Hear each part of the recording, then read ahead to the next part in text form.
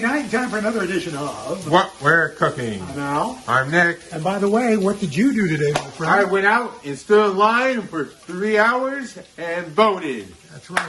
So tonight, we are making pork chops. Right. We've also got down here some cauliflower. Some purple cauliflower, Purple cauliflower and some sweet potatoes. Sweet potatoes. And I'm making a chunky applesauce. Just cut up some apples, put in some cinnamon. You can't see it, pal. There we go.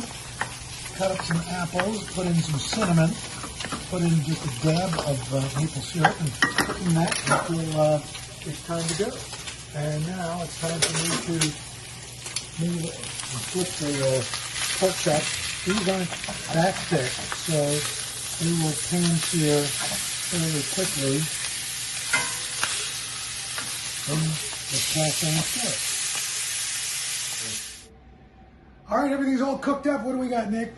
Salad, pork chops, sweet potatoes, purple cauliflower, and applesauce. That's right, and just a little whispering angel to